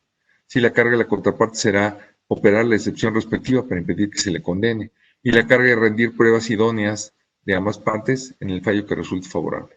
El trabajador afirma que el patrón le asignó un salario de 400 pesos diarios, el empresario niega esa circunstancia, pero como no es suficiente la negativa, tienen que acreditar que le pagaba 200 pesos diarios. Su negativa contiene una afirmación. Aquí la parte más importante de la carga de la prueba es entender los dos grandes principios de la carga de la prueba. El principio ontológico y el que de alguna forma es el principio que determina mucho lo que sucede en el proceso del trabajo. Me ha tocado conocer algunos litigantes que sin conocer la materia laboral, sin estudiar su jurisprudencia, únicamente refiriéndose a la ley, han querido llevar un juicio de manera exitosa y se encuentran con que muchos de los conceptos de carga a la prueba y de reversión de carga a la prueba son jurisprudenciales. ¿Y en qué consiste este principio ontológico? Que es el que manda toralmente en materia de prueba general y especialmente en materia de trabajo. ¿Sí? Tienes fundamento inmediato en el natural modo de ser de las cosas. Ontos viene de ser. Antes de que cualquier prueba le haya conferido credibilidad o prevaleciente a la afirmación de una u otra parte, no es posible apreciarlas sino por su naturaleza intrínseca y por las presunciones de credibilidad que están ligadas a su naturaleza.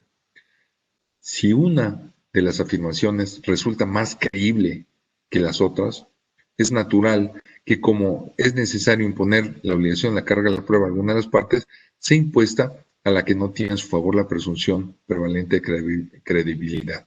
Déjeme decirle que la obligación de probar es doble. O sea, no solamente como se establece de que tiene que probar alguna parte, tanto el accionante tiene que probar los elementos de su acción como el demandado los elementos o los fundamentos de sus excepciones y defensas.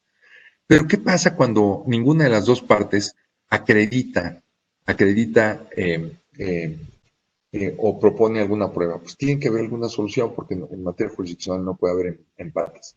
Se tiene que resolver en algún sentido. Entonces, con ese propósito, los procesalistas han creado este doble sistema basado en el principio ontológico que es el que manda y es el que se traduce en creer lo que normalmente sucede.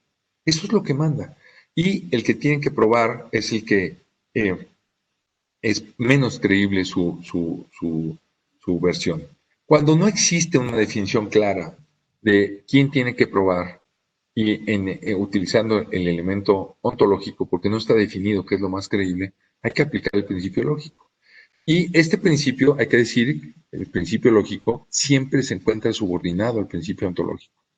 Nada de que el que afirma tiene que probar siempre, eso es una falacia. Primero está el principio ontológico. Y este principio lógico tiene el origen en los medios de prueba que se dispone el hombre para hacer que en otro hombre surge la certeza primordial. Su origen inmediato se encuentra en los medios de convicción que tiene el espíritu humano, aunque su fuente inmediata y primordial reside también naturalmente en el modo de ser de las cosas. Este principio sostiene que se opone a un hecho positivo frente a uno negativo. Quien afirma un hecho positivo debe de probar de preferencia, porque es más difícil probar un hecho negativo, ¿sí? Entonces, cuando hay mayor facilidad de probar, el que tiene a carga la prueba es el que tiene que probar. Y cuando hablamos de hechos positivos que dejan un rastro, que dejan información, en este caso el que debe probar es el que afirma. Dice que el lógico es aplicable a los casos en que debe dilucidarse a quién corresponde la carga probatoria cuando existen dos acertos, uno positivo y otro negativo. ¿Sí? ¿Por qué? Porque el principio lógico tiene su fundamento en que los enunciados positivos hay mayor facilidad de su demostración, pues es admisible acreditarlos con pruebas directas e indirectas, mientras el acerto negativo o negar los hechos, que sí se pueden probar los hechos negativos, tiene que ser únicamente a través de pruebas indirectas. ¿Sí? Antecedentes, bueno, resulta que nuestra Ley Federal del Trabajo de 1970 tuvo unas reformas muy importantes, entre ellas la reforma procesal del 1 de mayo de 1980, que redefinió el tema de carga probatoria. Sí, en la exposición de motivos, en donde se puede observar que el nuevo enfoque de la carga probatoria dice en estos antecedentes que en esta iniciativa se propone que la Junta, ahora los tribunales, podrán eximir de la carga de la prueba al trabajador cuando por otros medios esté en posibilidad de llegar al conocimiento de los hechos. Por ejemplo, si el patrón es requerido, deberá exhibir la documentación que tenga obligación de conservar y exhibir en juicio, bajo el apercibimiento de que si no lo hace, se presumirán ciertos los hechos alegados por el trabajador y corresponderá al patrón a acreditar estos antecedentes. ¿Qué sucede en materia laboral? Que una de las innovaciones que trajo la ley de 80 fue una nueva distribución de cargas probatorias. Y con la creación del principio sustitutivo tradicional de orden a lo mejor civilista, de que el que afirma está obligado a probar. Hay una gran teoría procesal de Flammarion y de otros autores detrás de esta teoría. No se la sacó de la manga el magistrado Sosa Ortiz. De carácter civilista, que sustenta en la realidad formal, no necesariamente real, de que las partes se encuentran en situación absoluta de igualdad en el proceso, lo cual no sucede aquí. ¿Sí? Aquí la obligación distingue, Carneluti distingue la carga probatoria de la obligación de probar. Dice que en la obligación probatoria se distingue de la carga de probar porque lleva aparejada una consecuencia procesal para el caso de incumplimiento. En nuestro artículo 784 dice, textual, en todo caso corresponderá al patrón acreditar su dicho cuando existe controversia sobre. Y nos hace una lista de temas o de hipótesis en las cuales el que tiene que probar es el patrón. ¿Sí? Por ejemplo, la antigüedad, la duración de la jornada, el monto del salario, todos los que están en su artículo 784. Y las consecuencias son los artículos 804 y 805 que, conectados con la prueba de inspección que está en el artículo 829, permite presumir los hechos que se deriven de los documentos que el patrón omitió conservar y exhibir en juicio. ¿Sí? Aquí está la lista de estas hipótesis para su mejor observancia. También las hipótesis de los documentos que debe de conservar y exhibir en juicio el patrón van a ser muy interesantes. Esta parte donde dicen los demás que señalan las leyes. Los demás parecen obvios, ¿no? El contrato individual, que además lo tiene que conservar hasta un año después de terminar la relación de trabajo. Las listas de raya o nóminas, los recibos de pago, los controles de asistencia, los comprobantes de pagos de utilidades, vacaciones, aguinaldo, así como primas, y los demás que señalen las leyes. Esta parte donde los demás que señalan las leyes hay que tener cuidado porque hay muchísimas leyes que establecen la conservación de documentos, ¿no? Desde el tema de transparencia o los documentos digitales, desde las leyes fiscales, de repente establecen plazos mayores que los que establece la Ley Federal del Trabajo. Dice que el incumplimiento establecerá la presunción de ser ciertos los hechos que el actor expresa en su demanda con relación a tales documentos.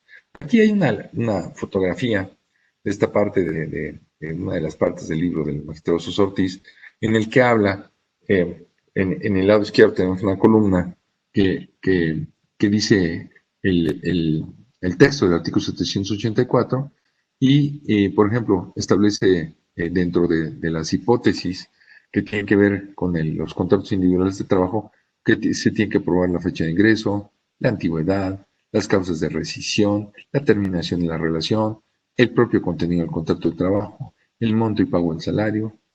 En las listas de raya también la antigüedad, ¿no? Las causas de rescisión, ¿no? Las faltas de asistencia, etcétera, etcétera. Este cuadro sinóptico es muy útil porque de alguna forma nos permite en cada concepto ver quién tiene la carga de la prueba. Uno de los temas más trascendentes en materia de trabajo tiene que ver con la estabilidad en el empleo, con este derecho a los trabajadores que tienen bajo el principio de continuidad de la relación de trabajo de no ser despedidos. Y aquí es curioso porque en materia de carga de la prueba del trabajador, presupone que la LIC se encuentra conformada con la afirmación del trabajador de haber sido despedido sin causa justificada y la negativa del patrón en el sentido que ese suceso no aconteció. Entonces, no aconteció, sin que se desconozca la existencia de la relación de trabajo. Esta parte es muy importante. Y entonces, en estos casos, algunos de ustedes se preguntarán, oigan, ¿para qué me está platicando Jorge Loyo sobre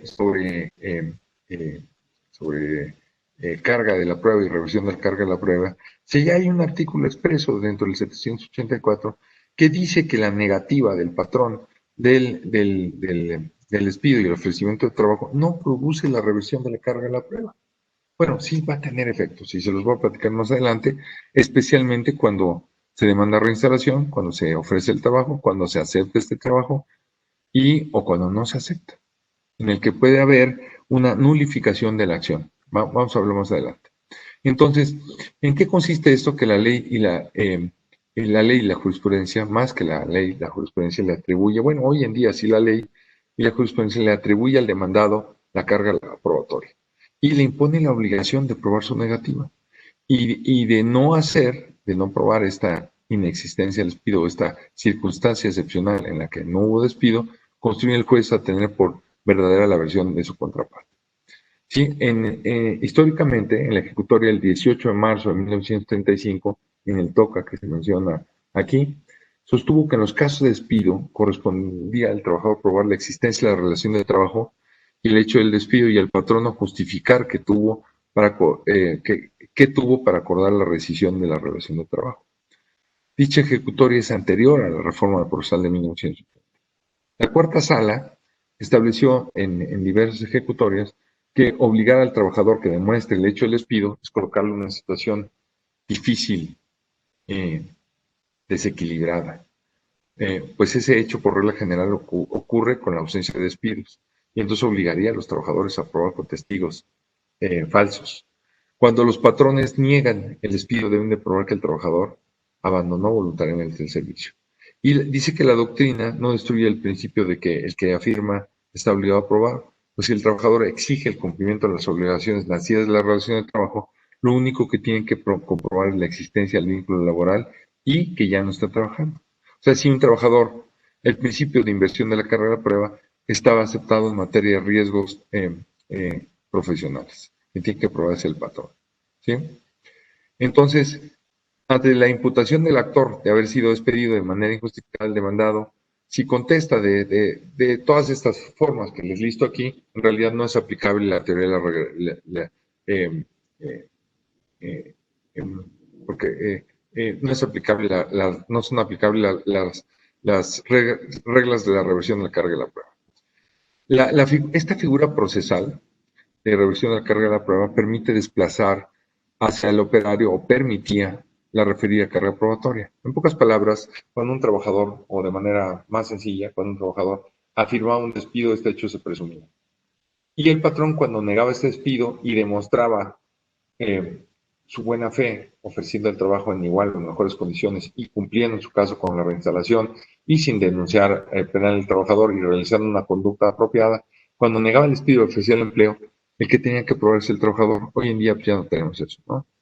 Los presupuestos importantísimos de la revisión de la carga de la prueba es que un trabajador que goza de estabilidad en el empleo o permanece en el empleo, de alguna forma existe ese vínculo laboral que es estable. Que el patrón, sin desconocer la existencia del vínculo laboral, porque si la niega no puede haber reversión, niega el despido que se le imputa siempre y cuando la negativa no se haga consistir en que hubo un despido justificado, que terminó la obra, que le rescindió de manera justificada, que no le es atribuible porque en la época del despido había sido sustituido por otro patrón, ¿sí? Y estos requisitos se relacionan con las circunstancias que rodean la oferta del trabajo que acontece después. ¿Cuáles son los requisitos? Que el patrón ofrezca el trabajo en la etapa de demanda de excepciones, que al momento que haga la oferta, la fuente de trabajo no se hubiera extinguido, aunque puede estar temporalmente suspendida la relación por motivo de la huelga, que dicho ofrecimiento se haga del conocimiento del trabajador y se le requiera para contestar, y que no esté plenamente probado o demostrado el despido. La no existencia de pruebas que impidan mediante el ofrecimiento del trabajo del patrón que se tome la versión más creíble que la versión del actor y por consiguiente que obstaculicen y se genere la presunción de que el despido no se suscitó, que es la que justifica la revisión de la carga probatoria.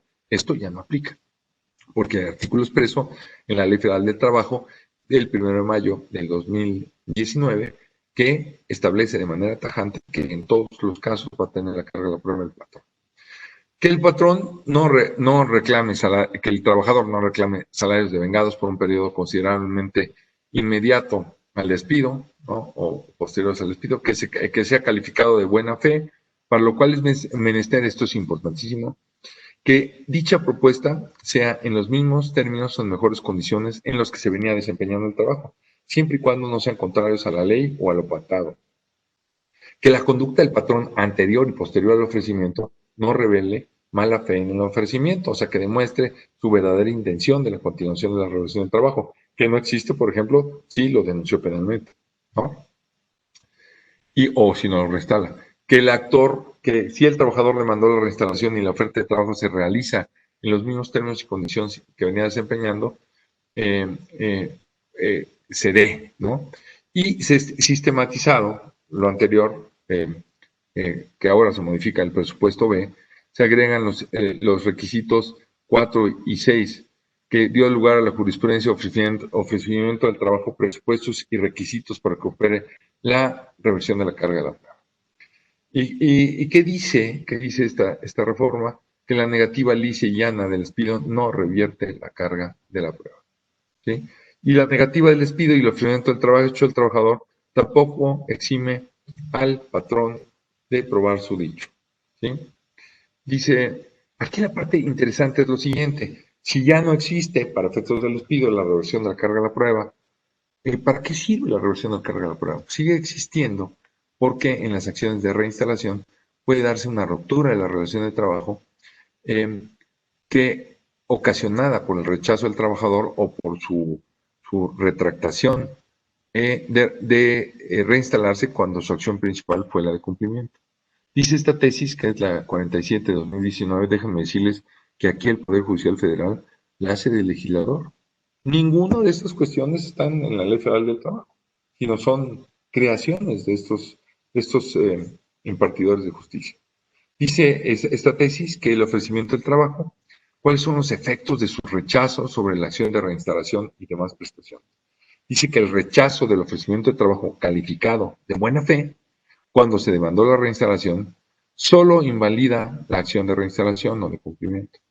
Sin embargo, no implica la improcedencia de salarios caídos, pues ello va a depender del análisis que se lleve a cabo la autoridad jurisdiccional en materia laboral al determinar si se acredita el despido injustificado correspondiente, así como resolver sobre las demás prestaciones reclamadas. Déjenme decirles que esta tesis tuvo una evolución.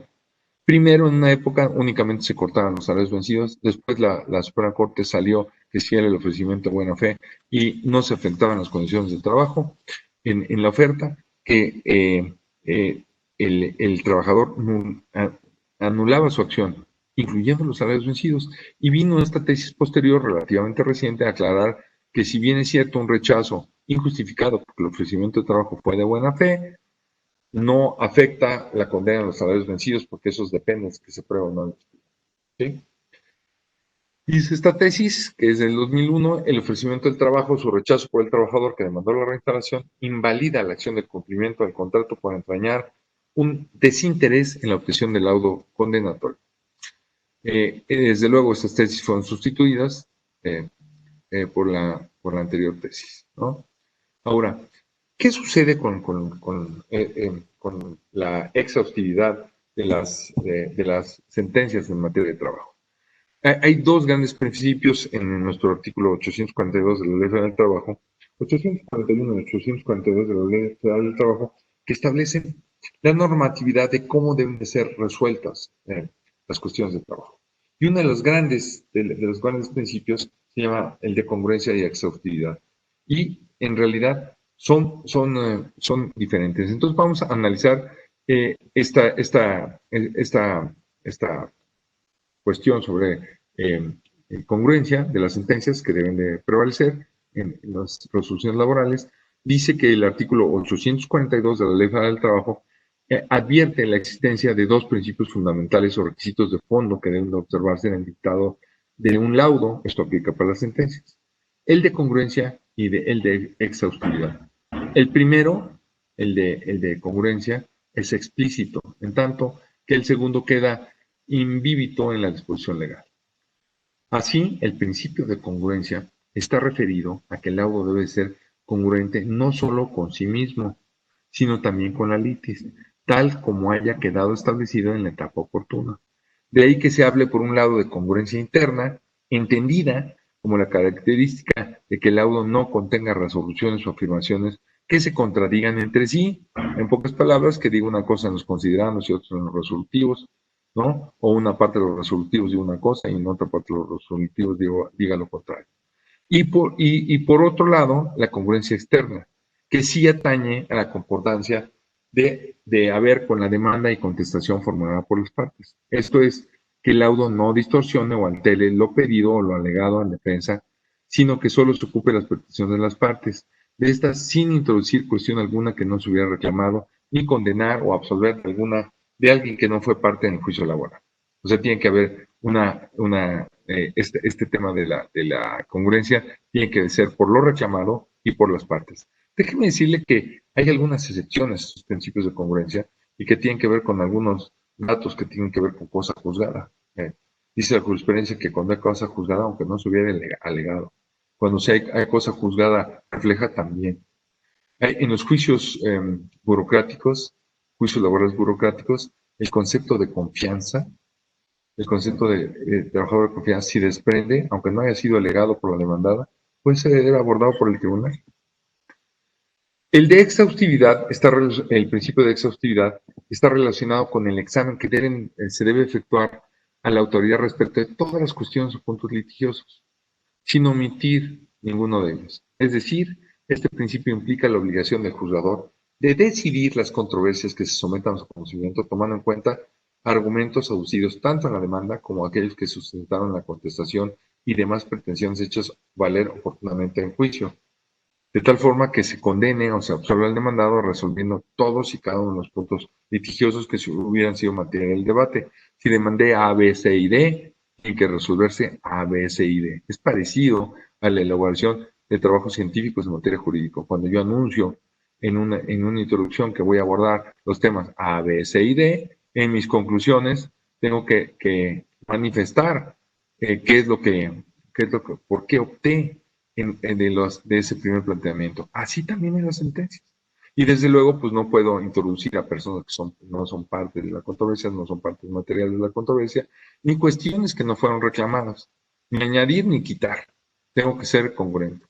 Entonces, la autoridad que dicta un laudo, o una sentencia en este caso, porque esto viene una tesis, sin resolver sobre algún punto litigioso, en realidad no resulta contrario al principio de congruencia, sino al principio de exhaustividad, pues lejos de distorsionar o alterar el litigio, su proceder se reduce a omitir el examen y pronunciamiento de una cuestión controvertida que se planteó oportunamente, lo que permite hablar de un laudo propiamente incompleto o falta de exhaustividad.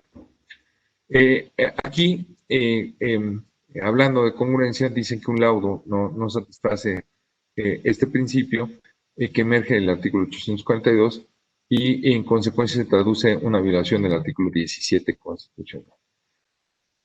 Bases de la condena. Fíjense que una de las cosas más comunes, cuando me toca dar clase a nivel licenciatura y hablamos del séptimo día, de su pago proporcional, del cálculo de jornada extraordinaria y de otras cuestiones que tienen que ver con aritmética básica, siempre recibo el reclamo de algunos compañeros de que si ellos se metieron a derecho porque no no iban a estudiar matemáticas. Y les explico que están terriblemente equivocados. Que si hay algo en materia de trabajo que debemos de tener presente es la matemática, especialmente la aritmética. Y uno de los grandes problemas con estas resoluciones que se dictaban anteriormente, los laudos, y que ahora serán sentencias, es que no se obedecía a la ley. Se ordenaba la apertura de un incidente en lugar de calcular dentro de la propia sentencia las condenas específicas. Aquí existen una serie de criterios que son jurisprudencia de la segunda sala que dice que el incidente en el juicio laboral, la parte demandada, sí tiene interés para impugnar su legal apertura. ¿Qué sucede en la praxis? Que de repente un incidente de estos de liquidación tarda un par de años en resolverse, o tardaba un par de años en resolverse. ¿Cómo no va a tener interés la demandada en que el juicio se resuelva antes de eso, para que no se le siga condenando a salarios vencidos? No, esta tesis, que es una tesis de tribunal colegiado y que es jurisprudencia, dice que el incidente de liquidación, cuando es permitido él para cuantificar el salario. Y dice o dispone que el artículo 843 de la Ley Federal del Trabajo establece que en el laudo, cuando se trata de prestaciones económicas, se deben determinar el salario que sirve para la condena, cuantificando su importe, por lo que que si es insuperable el cumplimiento de estos requisitos en términos del propio dispositivo, por excepción se puede ordenar la apertura de un incidente de liquidación para establecer la cuantía de la condena. Aquí, déjenme decirles que en el fondo, lo que hay que hacer en los laudos es que si existen los elementos en las sentencias hoy en día, hay que calcular concienzudamente cada una de las prestaciones y explicar en este cálculo, desde luego, el concepto, ¿sí? De dónde se obtuvo, por qué se llegó a la conclusión de esa cantidad y precisar la cantidad exacta y no ordenar la apertura de un incidente de liquidación. Nosotros en la praxis lo que hemos hecho en varias ocasiones, alguna tesis aislada por ahí que habla sobre el seguro social, es que impugnamos este tipo de omisiones por parte de la Junta para que, o del juzgador para que cumpla con su obligación de condenar en cantidades líquidas. Hay un recurso que permanece en nuestra Ley Federal del Trabajo, que es de la aclaración de sentencias. Y la conclusión es que hubo una época en la que se consideraba como un recurso que si no se agotaba, provocaba, bajo el principio de definitividad, si no se impugnaba, no podría ser parte del amparo directo.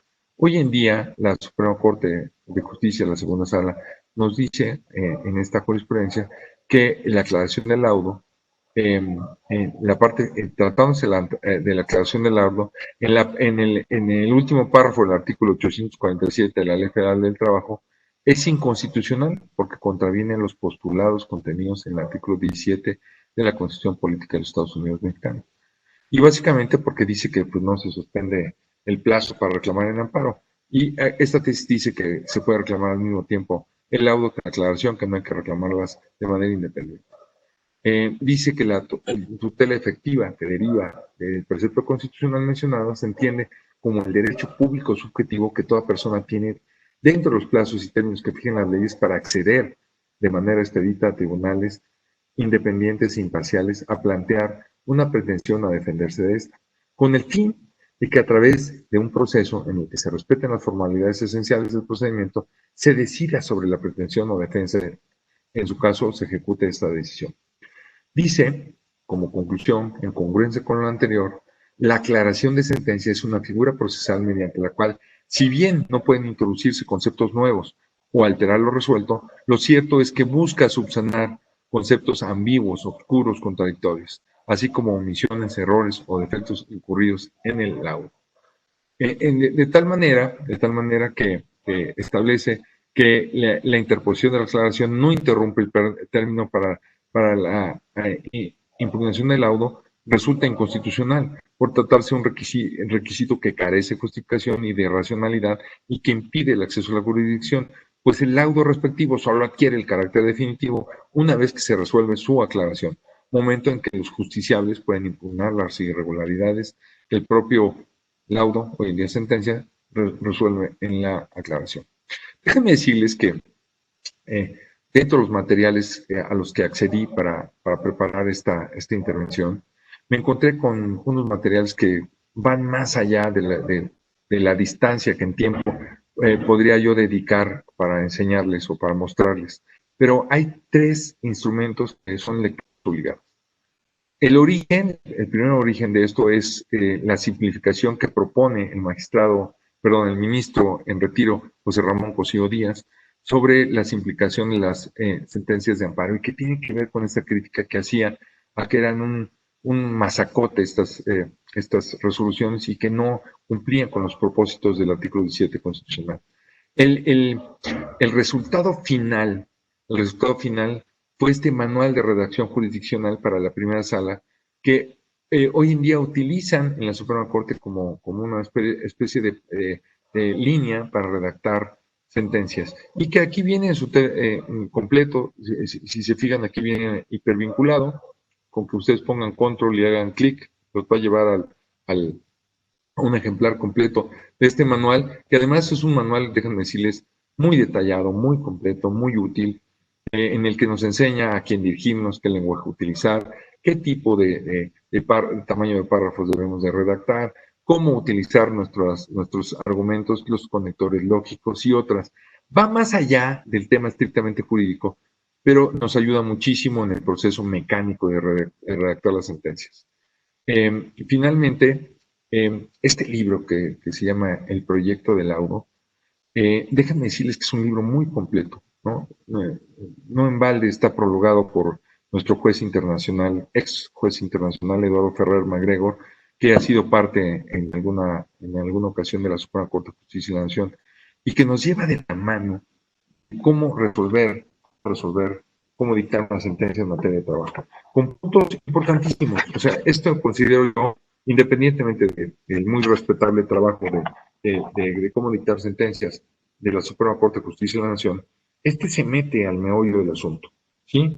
Habla de la litis, de cómo plantearla, habla con detalle del análisis probatorio, de cada uno de los tipos de pruebas, se mete a una miscelánea de cuestiones que son muy importantes y que tienen que ver de cómo resolver las cuestiones laborales, cuáles son las partes de un proyecto de sentencia o para auxiliar al proyectista, las partes estructurales del proyecto, tomando en cuenta los resultados, los considerandos, los resolutivos, y nos comenta de aquella antinomía que existía, porque ya no existe, entre los 3 días que daba la ley de 1980 para que cumplir con los laudos y que actualmente es de 15 días, ¿no? Y muy importante, se mete en la interpretación y la argumentación en la justicia laboral. Sí se mete en los diferentes tipos de interpretación, en la omnipresente, en el como acto voluntario de razón, en los objetos de la interpretación jurídica, en la interpretación de jurídica y justicia, interpretación y democracia, y se mete en la parte final en lo que es la teoría de la argumentación jurídica con la redacción de una sentencia. El argumento semántico, el sistemático, el analógico, y nos pone ejemplos, el argumento con base en principios generales del derecho, el argumento a contrario sensu, el argumento ad absurdum o apagógico, el argumento pragmático, el teológico, teológico y desde luego el argumento histórico. Déjenme decirles que yo creo que este sí es una lectura obligada, igual que el anterior, y que les recomiendo ampliamente que pues, lo estudien y que lo desmenucen para ser mejores juzgadores. Dentro de los remedios procesales, les vengo a platicar que me piden que desarrolle las generalidades de estos remedios procesales, los recursos y remedios, la regularización del procedimiento, la nulidad de actuaciones y la reclamación en contra de las medidas de apremio. Les adelanto que algunas de estas van a ser muy rápidas porque están derogadas, pero sí las platico.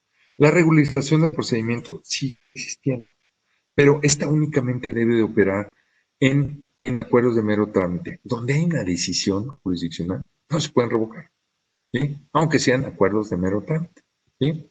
Eso es en cuanto al inicio de esta exposición. Esta tesis demuestra o acredita lo que les estoy platicando. Dice, prueba profesional en el procedimiento laboral. El acuerdo por el que la Junta tiene por fictamente confeso al absolvente no es de mero trámite, por lo que no puede revocarlo sobre pretexto de regularizar el procedimiento. Esta es una tesis aislada, pero que nos dice es que hay mucho material. Este tema de la regularización se ha utilizado para revocar acuerdos de una manera pues cínica o de una manera vergonzosa. Y hubo una época que ya no existe, porque ahora va a ser un solo juzgador, en el que en el tema de admisión de pruebas, de repente el desechamiento de algunas pruebas era revocado con motivo de los votos mayoritarios del presidente de la Junta, el representante del gobierno y el representante de alguna de las partes. Hoy en día no tenemos ese problema, así que no tiene caso ni siquiera comentar ese dato, pero esta parte es muy importante. Yo no puedo revocar ninguna resolución interlocutoria, ninguna resolución que decide, desde luego, ningún lado, ¿no? La nulidad de actuaciones, fíjense que en realidad la nulidad de actuaciones, aunque así está expresamente redactado en la Ley Federal del Trabajo, no existe tal cual, ¿sí? Las preguntas que me hago ¿es un incidente o es un recurso? ¿Sí? La nulidad de actuaciones o solo de las notificaciones. Déjenme decirle que la nulidad en el procedimiento laboral es improcedente el incidente que se interpone con apoyo al artículo 762 en contra de actuaciones distintas a las notificaciones. Las actuaciones distintas a las notificaciones son objeto del juicio de amparo directo cuando se esgrime una violación procesal, esta trasciende a fondo y afecta a las defensas del quejoso. Pero no es materia de este incidente. O sea, la forma indebida en la que se desarrollan las actuaciones es materia de amparo directo, no materia de este incidente, que únicamente procede en contra de las notificaciones. Y como respuesta, este incidente respecto a las partes que han comparecido es obligatorio, si no precluye nuestro derecho para formularlo, porque nada más tenemos 3 diotas, ¿sí? Si yo no formulo este incidente de nulidad, después no lo puedo esgrimir en el juicio de amparo. La jurisprudencia de la Suprema Corte, que está aquí, la Liga, lo equipara a un recurso que tienen que agotar las partes. De hecho, dice que un tercero extraño equiparado o por equiparación pierde ese carácter pierde ese carácter ¿cómo se llama? Pierde ese carácter tercero extraño cuando ya hubo un primer juicio de amparo en el que se impugnó el emplazamiento o cuando se promovió un incidente de nulidad de actuaciones. Déjenme decirles que también el magistrado Sosa Ortiz tiene un excelente trabajo que habla de este tercero extraño en el juicio de amparo, que también es de lectura obligada, porque finalmente cuando se promuevan esta clase de incidencias, ustedes en sus informes justificados tendrán que hacer valer estas circunstancias, aunque sea materia de otra clase, distinta a la mía. Hoy en día nos encontramos un nuevo, dentro de esta explicación, al recurso de reclamación en contra de las medidas de premios. En la Ley Federal del Trabajo del 1980 y del 2012, estaba previsto este recurso. Digo, me voy rapidísimo, ¿no? La única modificación en el 2012 es que se elevó a 100 veces de salario mínimo las multas que se podían imponer. Es curiosísimo porque tampoco se resolvió quién tendría que resolver este recurso y de alguna forma entendemos que pues, si le impuso un auxiliar o un presidente, pues ellos no tendrían que conocer este recurso, pero no estaba resuelto, había una lagunota ahí. Dentro de estas medidas de apremio, la parte interesante es que cuando llegamos ahora a nuestro Ley Federal del Trabajo, está derogado. Entonces, no sé si fue un truco de quien me puso el temario para ver si me iba a acordar que estaba o no fuera del ámbito jurídico este recurso de reclamación, pero ya no existe. Hoy en día, lo que existe es un recurso de reconsideración. ¿Sí? Este recurso de reconsideración que procede en contra de los actos del secretario instructor en la primera etapa, en la audiencia preliminar, ¿sí? El cual debe ser resuelto de plano oyendo a las partes por el juez de conocimiento en esta preliminar. Entonces, cualquier travesura, cualquier actuación incorrecta que haga o que realice este secretario instructor, lo va a revisar a través de este recurso dentro del procedimiento el juzgador y al final o en la audiencia preliminar. ¿Sí? Y en lo conducente dice que proveerá lo conducente a efecto de subsanar el acto de omisión ocurrido. Usted sabe que los recursos lo que hacen es básicamente revocar en parte, totalidad o en parte, un acto o confirmarlo, no hay de otra. ¿Sí? Hoy en día el recurso de reconsideración también procede, fíjense, en contra, les decía, en la audiencia preliminar, las hipótesis de procedencia son 2. Procede en contra de los actos o omisiones del secretario instructor. Y también, fíjense que dice el artículo 873K que contra las resoluciones pronunciadas en el procedimiento ordinario está prohibido cualquier clase de recurso, salvo el de reconsideración en contra del secretario instructor, cual o establecido en el artículo 871 que ya leímos, ¿no? La parte curiosa es que este recurso de reconsideración está vinculado ahora con el principio de no revocabilidad de las resoluciones laborales que causan estado per se de inmediato cuando son dictadas, porque no hay un recurso ordinario. Algunas personas que estudiaron la Ley Federal del Trabajo consideraron que iba a haber una segunda instancia y no existe esa segunda instancia o no procede esa segunda instancia, sino únicamente el recurso de reconsideración que sí se permite como excepción a la no revocabilidad de las resoluciones. Y una de las condiciones de procedencia de este recurso es respecto a las provisiones cautelares, que no necesariamente van a ser resoluciones en el procedimiento de ejecución, sino lo que no hay que confundir, que son distintas, ¿no? Y dice que este artículo 858, que las hipótesis de procedencia del recurso en contra de estas providencias cautelares es precisamente el recurso de ejecución.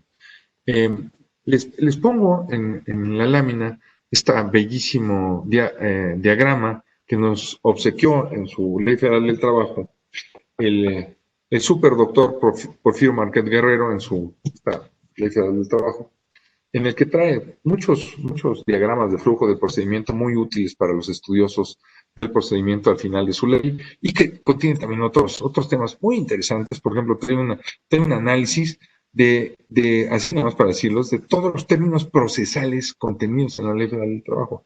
Trabajo, quiero decir, de mucho análisis, de mucho cuidado. Y aquí nos dice en este flujo que el recurso de reconsideración tiene dos motivos de procedencia. Uno, actos u omisiones del secretario instructor se debe presentar en forma oral, con expresión de agravios, y lo resuelve de plano el juez en la audiencia preliminar.